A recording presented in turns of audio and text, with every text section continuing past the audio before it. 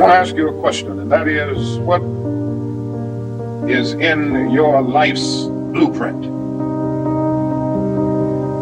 This is the most important and crucial period of your lives, for what you do now and what you decide now at this age may well determine which way your life shall go. And whenever a building is constructed, you usually have an architect who draws a blueprint.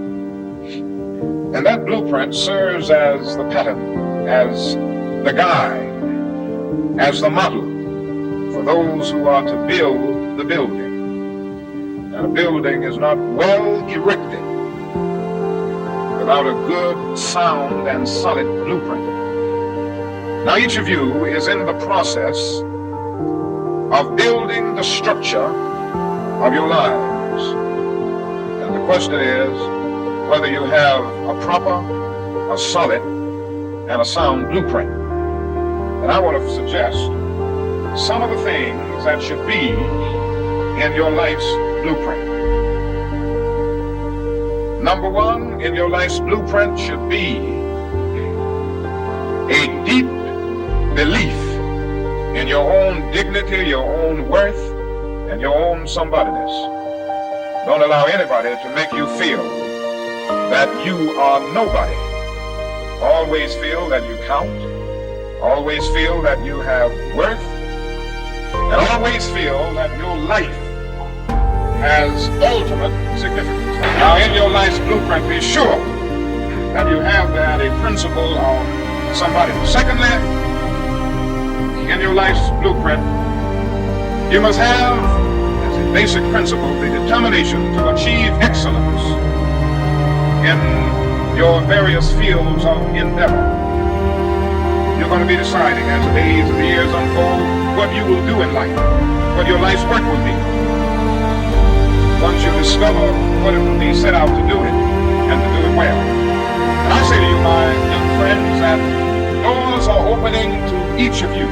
Doors of opportunity are opening to each of you that were not open to your mothers and to your fathers. And the great challenge facing you is to be ready to enter these doors as they open. Ralph Waldo Emerson, the great essayist, said in a lecture back in 1871 that if a man can write a better book or preach a better sermon or make a better mousetrap than his neighbor, even if he builds his house in the woods, the world will make a beaten path to his door. That hasn't always been true, but it will become increasingly true. And so I would urge you to study hard, to burn the midnight oil. I would say to you, don't drop out of school, and I understand all of the sociological reasons why we often drop out of school.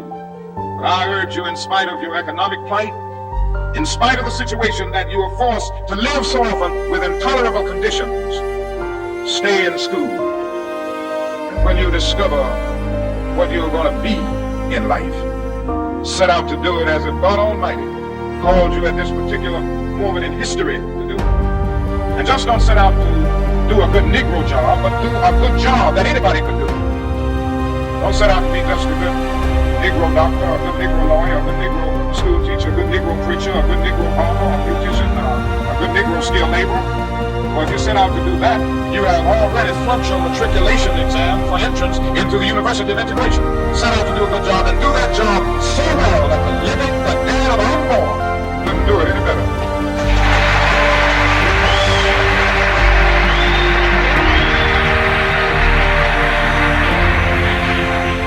Formed your lot to be a street sweeper. Sweep streets like Michelangelo painted pictures. Sweep streets like Beethoven composed music. Sweep streets like Leontine Price sings before the Metropolitan Opera. Sweep streets like Shakespeare wrote poetry. Sweep streets so well that all the hosts of heaven and earth will have to pause and say, here lived a great street sweeper who swept his job well.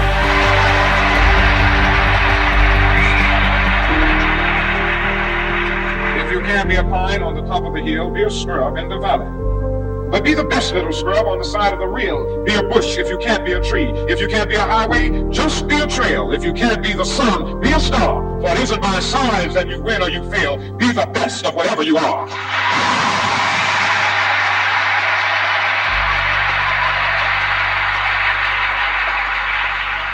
we already have some noble examples, black men and black women, who demonstrated to us that human nature cannot be cataloged. They in their own lives have walked through long and desolate nights of oppression, and yet they've risen up and plunged against cloud-filled nights of affliction, new and blazing stars of inspiration. So from an old slave cabin in Virginia's hills, Booker T. Washington rose up to be one of America's great leaders. He lit a torch in Alabama.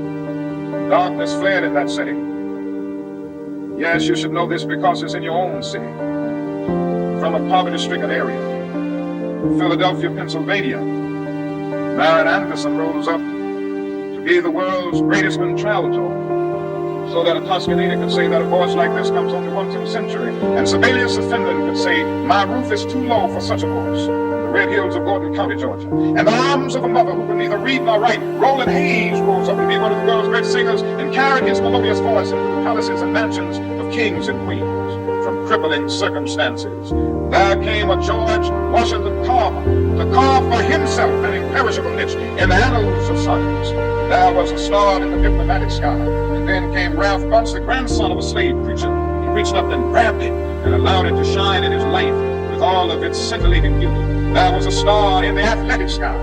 Then came Jackie Robinson in his day, and Willie Mays in his day with their powerful bats and their calm spirits. Then came Jesse Owens with his fleet and dashing feet. Then came Joe Louis and Muhammad Ali with their educated fists. All of them came to tell us that we can be somebody, and to justify the conviction of the poet, fleecy locks and black complexion cannot forfeit nature's claim. Skin may differ, but affliction dwells in black and white the same. If I were so tall as to reach the pole, of the grass and the ocean and a span, I must be measured by my soul. The mind is the standard of the man.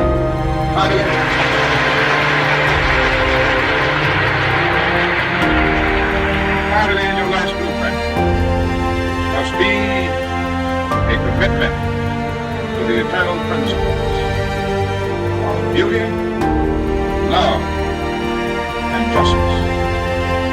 Don't allow anybody to pull you so low as to make you hate them. Don't allow anybody to cause you to lose your self-respect to the point that you do not struggle for justice. However young you are, you have a responsibility to seek to make your nation a better nation in which to live. You have a responsibility to seek to make life better for everybody. And so you must be involved in the struggle for freedom and justice.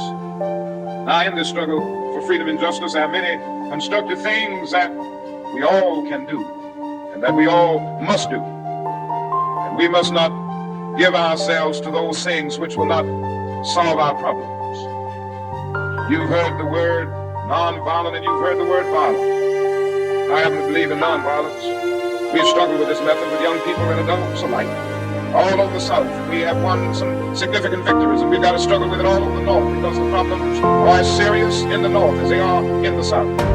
I believe as we struggle with these problems, we've got to struggle with them with a method that can be militant, at the same time does not destroy life upon it. So our slogan must not be burn, baby, burn. It must be build, baby, build.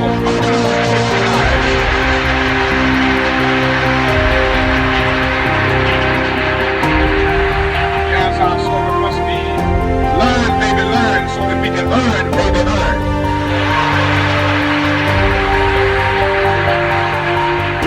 And with a powerful commitment, I believe we can transform dark yesterdays of injustice, bright tomorrows of justice and humanity. Let us keep going toward the goal of selfhood, toward the realization of the dream of brotherhood, toward the realization of the dream of understanding goodwill. Let nobody stop us. I close my quote once, no one man, and the young lady quoted. That magnificent black dog is now cancer. Likes to do this. One day he wrote a poem entitled Mother's Son. Mother didn't always have a grammar right, but she uttered words of great symbolic profundity. Well, son, I'll tell you. Life for me ain't been no crystal stair, it's had tacks in it. Boards torn up, places with no carpet on the floor, bare. But all the time, I's been a climbing on and reaching landings and turning corners and sometimes going in the dark where there ain't been no light. So boy, don't you stop now. Don't you sit out on the steps because you find it's kind of hard. But I still going, boy. I still climbing. And life for me ain't been no crystal stair.